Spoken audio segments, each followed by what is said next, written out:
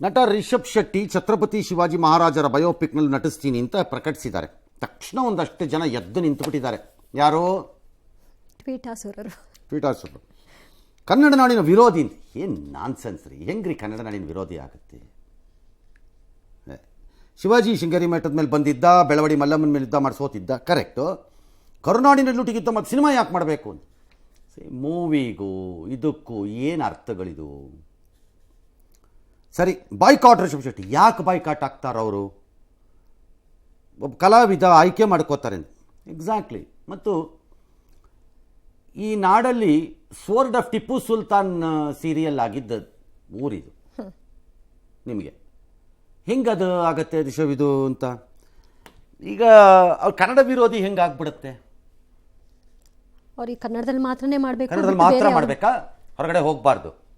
ಖುಷಿ ಪಡ್ಬೇಕಲ್ವ ಸರ್? ಕನ್ನಡದವ್ರು ಬೇರೆ ಕಡೆ ಹೋಗಿ ಬೆಳೀತಾ ಇದ್ದಾರೆ. ನನಗೆ ಕಾಣಲಿಲ್ಲಪ್ಪ ಅವರ ನಡವಳಿಕೆ ಮತ್ತು ನಿಲುವುಗಳಲ್ಲಿ ಕನ್ನಡ ವಿರೋಧಿ ನೀತಿ ಕಂಡಾಗ ಮುಖಾಮುಖಿ ನೋಡಿದ್ರೆ ಅದನ್ನು ಹಿಡ್ಕೋಬೇಕಪ್ಪ. ಅದು ಬಿಡುಬಿಟ್ಟು ಇದನ್ನೆಲ್ಲ ಹಿಡ್ಕೊಂಡು ಕೂತ್ರೆ ಹೆಂಗಿದು? ಕನ್ನಡಕ್ಕೆ ಬೇಕಾದಾಗ ಯಾರು ಕೈ ಎತ್ತಕ್ಕೆ ಬರಲ್ಲ. ಲಬಲಬೋ ಅಂತ ಬಡ್ಕೊಳ್ಳೋರೆ ಬಡ್ಕೋತಾ ಇರಬೇಕಷ್ಟೆ, ಯಾರು ಬರಲ್ಲ. ಚುಚ್ಚೋದ್ರಲ್ಲಿ ಮಾತ್ರ ಏನೂ ಎಂಡಿಲ್ಲ. ಐನೋ ಇದು ಕ್ರಿಟಿಸಿಸಮ್ಗೆ ಬರ್ಬೋದು ಅಂತ, ಅದಕ್ಕೆ ಹೇಳ್ತಿದ್ದೀನಿ ನಾನು ಇದನ್ನು. ಅದಕ್ಕೆ ಹೇಳ್ತಿದ್ದೀನಿ, ಅಷ್ಟು ಕನ್ನಡದ ಅರಸರ, ಕನ್ನಡದ ಇತಿಹಾಸದ ಕತೆಗಳನ್ನು ಹೇಳುವ ಚಿತ್ರವನ್ನೂ ಮಾಡಬೇಕಪ್ಪ ರಿಷಬ್ ಶೆಟ್ಟಿ ಅಂತ ಹೇಳಿದ್ರೆ ತಪ್ಪಲ್ಲ. ಅದನ್ನು ಮಾಡಬೇಡ ಇದನ್ನು ಮಾಡ್ಬೇಕು ನೀನು ಅಂತ ಅನ್ನೋದು ಹೆಂಗಾಗತ್ತೆ? ವಿರೋಧ ಹೆಂಗಾಗ್ಬಿಡುತ್ತೆ? ಆ ನಿರ್ಬಂಧ ವಿಧಿಸೋಕೆ ಇವ್ರು ಯಾರು? ಈ ಸುದೀಪ್ ಅದ್ಯಾವುದದು ಬಾಹುಬಲಿಲಿ ಒಂದು ರೋಲ್ ಮಾಡಿದಾರಪ್ಪ. ಏನು ಮಾಡ್ತೀರಿ ಈಗ ಅದಕ್ಕೆ? ಹಿಂದೂ ವಿರೋಧಿನ ಹೆಂಗಾಗ್ಬಿಡುತ್ತೆ? ಕಲಾವಿದನ ಹಾಗೆ ಏನು ಲೆವೆಲ್ಗೆ ಹೋಗ್ತಾರಪ್ಪ ಜನಗಳು. ಆಯ್ತಪ್ಪ, ಅದು ಯಾರೋ 4 ಜನ ಹೇಳಿದಾರಲ್ವಪ್ಪ, ಹೌದು, ಅದನ್ನು ಮಾಡೋಂಗಿಲ್ಲ. ಅವ್ನು ಕನ್ನಡ ವಿರೋಧಿ. ಎಲ್ಲ ಕನ್ನಡ ಪರದವ್ರು ತಾನೇ ನೀವು? ಎಲ್ಲ ಸೇರ್ಕೊಂಡು ಮಾಡ್ರಿ ಒಂದು. ಅದು ಯಾವ್ಯಾವ ಫಿಲಮ್ ಮಾಡ್ತೀರಿ ನೋಡೇ ಬಿಡೋಣ. ನಾನು ಫ್ರೀ ಅರ್ಧ ಗಂಟೆ ಪ್ರೋಗ್ರಾಮ್ ಕೊಡ್ತೀನಿ ನಿಮಗೆ. ನಿಮ್ಮ ಫಿಲಮ್ ರಿಲೀಸ್ ಆಗಕ್ಕೆ 3 ಸರಿನಾರು ಕೊಡೋಣ, ಬರ್ರಿ ಅತ್ಲ ಕಡೆ ಪ್ರಮೋಷನ್ಗೆ ಮಾಡ್ರಪ್ಪ. ಅದು ಯಾರ್ಯಾರು ಮಾಡ್ತಿದ್ದೀರಾ? ತುಂಬ ಎಕ್ಸ್ಟೆಂಡ್ ಮಾಡಬಾರ್ದು. ಶಿವಾಜಿನ ತೇಜೋವಧೆ ಮಾಡೋ ಅವಶ್ಯಕತೆ. ಎಸ್. ಇನ್ನು ಮಸೀದಿ ಸಮೀಕ್ಷೆ ವಿಚಾರವಾಗಿ ಹಿಂಸಾಚಾರಕ್ಕೆ ಸಾಕ್ಷಿಯಾಗಿದ್ದ ಉತ್ತರ ಪ್ರದೇಶದ ಸಂಭಾಲ್ಗೆ ಭೇಟಿ ಕೊಡಲು ಲೋಕಸಭೆ ವಿಪಕ್ಷ ನಾಯಕ ರಾಹುಲ್ ಗಾಂಧಿ, ಪ್ರಿಯಾಂಕಾ ವಾದ್ರಾ ಮುಂದಾಗಿದ್ರು. ಪೊಲೀಸರು ಅವರನ್ನ ಜಾಗ ಕೊಟ್ಟಿಲ್ಲ, ನನಗೆ ಅವಕಾಶ ಇಲ್ಲ, ನನ್ನ ಹಕ್ಕು, ಹಿಂದೂಸ್ತಾನ ಡ್ಯಾಶು ಅಂತೆಲ್ಲ ಬಿಟ್ಟಿದ್ದಾರೆ ಇವರು. ಹಾಗಾದರೆ ರಾಹುಲ್ ಗಾಂಧಿಗೆ ಅಪೋಸಿಷನ್ ಲೀಡರ್ಗಳನ್ನ ವೆಸ್ಟ್ ಬೆಂಗಾಲ್ನಲ್ಲಿ ಮಮತಾ ಬ್ಯಾನರ್ಜಿ ಬ್ಯಾನ್ ಮಾಡಿಬಿಟ್ಟು ಆಚೆ ಪಿಸಾಕ್ತಾಗ ಹೊಳಿಲಿಲ್ವಾ? ಸಂವಿಧಾನ ಇಲ್ಲ ಹೊಳೆದಿಲ್ವಾ? ಈಗ ಅಂಬೇಡ್ಕರ್ ಸಂವಿಧಾನ ಇಟ್ಕೊಂಡು ಹೇಳ್ತೀರಿ ಅಂತಾರಲ್ಲ. ಸಂವಿಧಾನಕ್ಕೂ ಅಲ್ಲಿಗೆ ಹೋಗಕ್ಕೂ ಏನಿಲ್ಲ. ಮತ ಬ್ಯಾಂಕಿನ ಮುಂದುವರಿದ ರಾಜಕಾರಣ ಅದು ಅಷ್ಟೇ. ಇಲ್ದಿದ್ರೆ ಈ ಹೊತ್ತಲ್ಲಿ ಏನು ಮತ್ತೆ ಇನ್ನೇನಲ್ಲಿ? ಮತ ಬ್ಯಾಂಕಿನ ಮುಂದುವರಿದ ರಾಜಕಾರಣ. ಬಾಂಗ್ಲಾದಲ್ಲಿ ನಡೀತದೆ. ಇದಕ್ಕೆ ಹೋಗಿ ಬಾಂಗ್ಲಾದೇಶ್ಗೆ ಹೋಗಿ ಬರ್ತೀನಿ ಅಂತ ಹೋಗ್ರಿ, ಬಾರ್ಡ್ರಿಗೆ ಸಂಬಾಲ್ಗೆ ಆಮೇಲೆ ಹೋಗೋರಂತೆ. ಹೋಗಿ ಬಾಂಗ್ಲಾದೇಶ್ ಕಡೆಗೆ ಯಾರ್ಯಾರು ಫ್ರೆಂಡ್ಗಳಿದ್ದಾರೆ ಮಾತಾಡ್ಸ್ಕೊಂಬನಿ ನೋಡೋಣ. ಹಿಂದೂಗಳ ಅಮೇರಿಕಾದಂತೆ. ಈ ಅಮೇರಿಕಾ ಏನು ಹೇಳೋದು ನಾವು ಹೇಳಬೇಕಿಲ್ಲಿ. ಸರ್ಕಾರ ಕಾನೂನನ್ನು ಗೌರವಿಸಬೇಕು, ಇವನು ಸರ್ಕಾರ ಅಂತೆಲ್ಲ. ಆ ದೇಶಕ್ಕೆ ಅರ್ಥ ಆಗೋಂಗಿಲ್ಲ. ಸಣ್ಣಕ್ಕೆ ದಂಡಂ ದಶಗುಣಂ ಬೇಕು ಅನ್ಸತ್ತೆ ಅವ್ರಿಗೆ ಯಾವುದೋ ಅರ್ಥವಾಗೋಂಗೆ ಕಾಣಿಸ್ತಿಲ್ಲ. ನಾವು ಮಧ್ಯಪ್ರವೇಶ ಮಾಡಿದ್ವಿ. ಭಾಳ ಕಡೆ ಇವತ್ತು ಪ್ರೊಟೆಸ್ಟ್ಗಳೆಲ್ಲ ಆಗಿದೆ. ಯಾರು ಬಾಂಗ್ಲಾಗೆ ಹೋಗಬೇಡಿ ಅಂತ ಬ್ರಿಟನ್ ಸರ್ಕಾರ ಎಚ್ಚರಿಕೆ ಕೊಟ್ಟಿದೆ. ಹುಷಾರಾಗಿರಿ ಅಂತ. ಅದೇನದು ಅವ್ರು ಎಚ್ಚರಿಕೆ ಕೊಡೋದು ಹೋಗಲಿ, ಬಾಂಗ್ಲಾದೇಶದಲ್ಲಿ ಗತಿ ಇಲ್ಲ ಅಂತ ತಿನ್ನಕ್ಕೆ ಅಂತ ಇಲ್ಲಿಗೆ ಬಂದಿರೋ ಅಯೋಗ್ಯರನ್ನ ನಾವು ಎಚ್ಚರಿಕೆ ಕೊಟ್ಟು ಕಳಿಸ್ಬೇಕೀಗ. ಫಸ್ಟು ಬ್ರಿಟನ್ ಏನು ಹೇಳೋದು, ಬ್ರಿಟನ್ ಅವ್ರ ಜನ ಕೇಳ್ಕೊಳ್ಳಿ. ಎಸ್.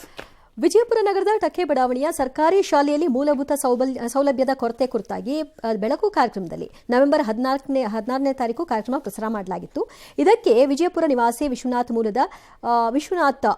ಮುಂಬೈ ಮೂಲದ ವ್ಯಕ್ತಿ, ತಾಪಿದಾಸ ಮತ್ತು ತುಳಸಿದಾಸ ವಜ್ರದಾಸ ಚಾರಿಟೇಬಲ್ ಟ್ರಸ್ಟ್ನ ಸ್ಪಂದನೆ ಸಿಕ್ಕಿದೆ. 321 ವಿದ್ಯಾರ್ಥಿಗಳು ವ್ಯಾಸಂಗ ಮಾಡ್ತಾ ಇರುವಂತಹ ಈ ಶಾಲೆಯಲ್ಲಿ 125 ಡೆಸ್ಕ್ಗಳನ್ನು ಈಗ ಒದಗಿಸಿದ್ದಾರೆ. ಇದರಿಂದ ಶಿಕ್ಷಕ ವರ್ಗ ಮತ್ತು ವಿದ್ಯಾರ್ಥಿಗಳು ಫುಲ್ ಖುಷಿಯಾಗಿದ್ದಾರೆ.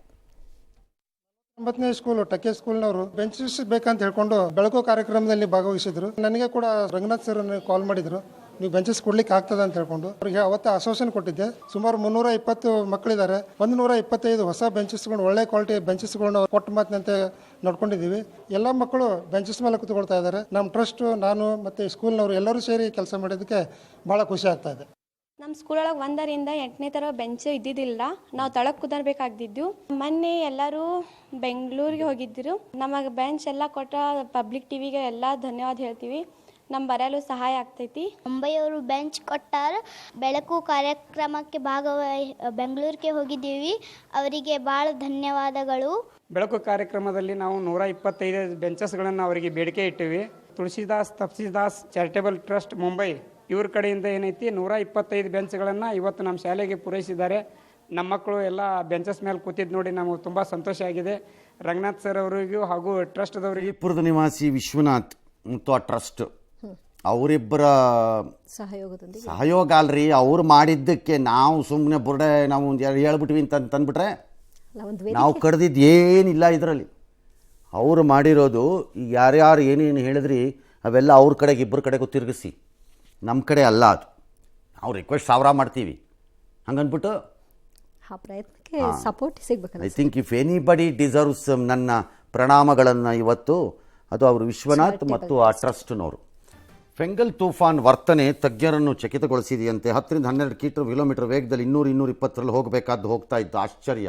ನಿಂತ ಕಡೆನೇ 3 ಕಿಲೋಮೀಟರ್ ವೇಗದಲ್ಲಿ ಅಲ್ಲಲ್ಲೇ ನಿಂತ್ಕೊಂಡ್ಬಿಟ್ಟಿದೆ. 17 ಗಂಟೆ 19 ಗಂಟೆ ಎಲ್ಲ ಒಂದು ಕಡೆ ಇನ್ನೊಂದು ಕಡೆ ತಿರ್ಕೊಂಡು ಹೋಗ್ಬಿಟ್ಟಿದೆ. ಅದು ವಿಚಿತ್ರ. ಇದು ಯಾವತ್ತೂ ನೋಡಿರಲಿಲ್ಲ ಇಂತಹ ವರ್ತನೆಯನ್ನು ಅಂತ ಹೇಳಿದೆ. ಅದು ಯಾವುದೋ ದಾರಿ ತಪ್ಪಿದ ಮಗ ಇರಬೇಕು. ಏನು ಹೇಳೋದು, ಹವಾಮಾನವನ್ನು ಕೆಡಿಸಿ ಕುಲಗೆಡಿಸಿದ ಮೇಲೆ ತಂದೆ ತಾಯಿಗಳು ಮಕ್ಕಳನ್ನ ಸರಿಯಾಗಿ ನೋಡ್ಕೊಳ್ಳೋದೇ ಇದ್ದರೆ ಅಥವಾ ಸರಿಯಾಗಿ ಗೈಡ್ ಮಾಡದೇ ಇದ್ದರೆ ಏನಾಗುತ್ತೆ? ದಾರಿ ತಪ್ಪತ್ವೆ. ಹವಾಮಾನನ ಸರಿಯಾಗಿ ನೋಡ್ಕೊಳ್ಳೋದೇ ಇದ್ದರೆ ಏನು ಮಾಡುತ್ತೆ? ದಾರಿ ತಪ್ಪತ್ತೆ. ಹೌದು. ಭಾಳ ಸರಳ ಅಷ್ಟೇ. ಎಸ್. ಉದ್ಯಮಿ ಜೀವ ಆತ್ಮಹತ್ಯೆ ಪ್ರಕರಣದ ತನಿಖೆಗೆ ಎಸ್ಐಟಿ ರಚಿಸಿ ಹೈಕೋರ್ಟ್ ಆದೇಶ ಮಾಡಿದೆ. ಪ್ರಕರಣವನ್ನು ಸಿಬಿಐಗೆ ತನಿಖೆಗೆ ವಹಿಸುವಂತೆ ಕೋರಿ ಬೆಂಗಳೂರು ವಕೀಲರ ಸಂಘ ಸಲ್ಲಿಸಿದ್ದ ಅರ್ಜಿ ಮತ್ತು ಪ್ರಕರಣ ರದ್ದು ಕೋರಿ ಡಿವೈಎಸ್ಪಿ ಕನಕಲಕ್ಷ್ಮಿ ಸಲ್ಲಿಸಿದ ಅರ್ಜಿಗಳನ್ನು ಹೈಕೋರ್ಟ್ ವಜಾ ಮಾಡಿದೆ.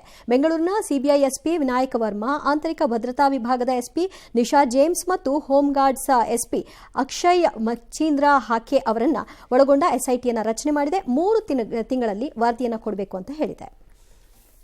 ಇತ್ತ UI ಪ್ರಮೋಷನ್ನಲ್ಲಿ ಉಪೇಂದ್ರ ಬ್ಯುಸಿಯಾಗಿದ್ದಾರೆ. ಧಾರವಾಡ ಹುಬ್ಬಳ್ಳಿಗೆ ಹೋಗಿದ್ದರು. ಅಲ್ಲಿ ಒಂದು ಒಳ್ಳೆ ಕೆಲಸ ಮಾಡಿದ್ದಾರೆ. ಅಪರಾಧ ತಡೆ, ಮಾದಕ ವಸ್ತು ಬಳಕೆ ಇದ್ರ ಬಗ್ಗೆ ಒಂದು ಜಾಗೃತಿ ಅಭಿಯಾನ ಕೂಡ ಮಾಡಿದ್ದಾರೆ. ಹುಬ್ಬಳ್ಳಿಯಿಂದಲೆಲ್ಲೋ ಕಾಲೇಜಿಂದ ಯಾವುದೋ ಕಾಲೇಜ್ವರೆಗೆ ವಾಕಥಾನ್ ಮಾಡಿ ಎಲ್ಲ ಮಾಡಿದ್ದಾರೆ. Very good. ಒಳ್ಳೇದಾಯ್ತಲ್ಲ. ಹೌದು.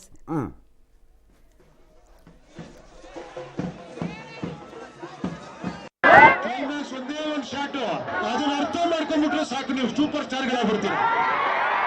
ಸಿನಿಮಾ ಪ್ರಮೋಷನ್ ತುಂಬಾ ಚೆನ್ನಾಗಿದೆ. ಹುಬ್ಳಿ ಧಾರವಾಡ ಅಂದ್ರೇನೆ ಅದು ಏನ್ ಹೇಳಿ ಯಂಗ್ಸ್ಟರ್ಸ್ ನಾಡು ಅಂತ. ಇಲ್ಲಿ ಬಂದಾಗ ಒಂದು ಸಿಗೋ ಒಂದು ಪುಷ್ ಇದೆಯಲ್ಲ, ಒಂದು ಖುಷಿ ಇದೆಯಲ್ಲ, ಒಂದು ಪ್ರೋತ್ಸಾಹ ಇದೆಯಲ್ಲ, ಅದು ಅದ್ಭುತ, ಹೇಳಕ್ಕಾಗಲ್ಲ. ದಕ್ಷಿಣ ಕೊರಿಯಾದಲ್ಲಿ ರಾಜಕೀಯ ನಾಟಕೀಯ ಬೆಳವಣಿಗೆ ನಡೆದಿದೆ. ಮಾರ್ಷಲ್ ಲಾ ಅಂದರೆ ಮಿಲಿಟರಿ ಆಡಳಿತವನ್ನು ಅಲ್ಲಿ ಘೋಷಿಸ್ಬಿಟ್ರು ಅಧ್ಯಕ್ಷರು. ನಿನ್ನೆ ರಾತ್ರಿ 10ವರೆಗೆ, ರಾತ್ರಿ 11ವರೆಗೆ ಮಿಲಿಟರಿ ಟೇಕ್ ಓವರ್ ಮಾಡಿತ್ತು. ಬಟ್ ಆಮೇಲೆ ಅಲ್ಲಿ ಪಾರ್ಲಿಮೆಂಟು ಅಂದರೆ ಸಂಸತ್ತು ಸಭೆ ಸೇರಿ ಅದನ್ನು ಕಿತ್ತಾಕಿದ್ರು, ರದ್ದು ಮಾಡಿದ್ರು. ಅಧ್ಯಕ್ಷರು ಕೊನೆಗೆ ಬೆಳಗಿನ ಜಾವ 4ವರೆಗೆ ಬಂದುಬಿಟ್ಟು ಇಲ್ಲ ನಾನು ವಾಪಸ್ ತೊಗೊಂಡಿದ್ದೀನಿ ಅಂತ ಅಂದುಬಿಟ್ರು. 82ರ ಆಶುಪಾಸಿನಲ್ಲಿ ನಡೆದಂಥ ಸೌತ್ ಕೊರಿಯಾದ ಮೇಲೆ ಈ ರೀತಿಯ ಬೆಳವಣಿಗೆಗಳಲ್ಲಿ ನಡೆದಿರಲಿಲ್ಲ. ವಿಪರೀತವಾದ ಕಷ್ಟದ ಗೋಜಲು ಪರಿಸ್ಥಿತಿಯಲ್ಲಿ ಕೂತ್ಕೊಂಡಿದೆ South Korea. One of the ಅದ್ಭುತವಾದ ದೇಶ ಎಕನಾಮಿಕಲಿ ಅದರ್ವೈಸ್ ಎಲ್ಲ ಹಿಂಗಾಗಿ ಕೂತಿದೆ. ಅದೇನಾಗುತ್ತೋ. ಸಂಸತ್ನಲ್ಲಿ ಅಧ್ಯಕ್ಷರಿಗೆ ವಿರುದ್ಧವಾದಷ್ಟು ಸಂಖ್ಯೆ ಇದೆ ಪ್ರತಿಪಕ್ಷಗಳಲ್ಲಿ. ಹಾಗಾಗಿ ಈಗ ಅಧ್ಯಕ್ಷರನ್ನೇ ತೆಗೀತಾರೆ ಅಂತ ಹೇಳ್ತಿದ್ದಾರೆ. ಎಸ್. ಇನ್ನು ಟ್ರಂಪ್ ಕೆಲವೇ ದಿನಗಳಲ್ಲಿ ಅಧಿಕಾರಕ್ಕೇರುತ್ತಾರೆ ಎನ್ನುವ ಮುನ್ನವೇ ಅಮೆರಿಕ ಚೀನಾ ನಡುವೆ ವಾಣಿಜ್ಯ ಯುದ್ಧ ತಾರಕಕ್ಕೇರಿದೆ. ಚೀನಾದಲ್ಲಿನ ಕಂಪ್ಯೂಟರ್ ಚಿಪ್ ಉದ್ದಿಮೆ ಮೇಲೆ ಅಮೆರಿಕ ನಿರ್ಬಂಧವನ್ನು ವಿಧಿಸಿದೆ. ಇದಕ್ಕೆ ಚೀನಾ ಕೂಡ ತಿರುಗೇಟನ್ನು ಕೊಟ್ಟಿದೆ. ಆಯ್ತು, ಒಬ್ರಿಗೊಬ್ರು ಕೊಡ್ತಾ ಇರಿ, ನೋಡೋಣ ಆಮೇಲೆ ಮುಂದಕ್ಕೆ.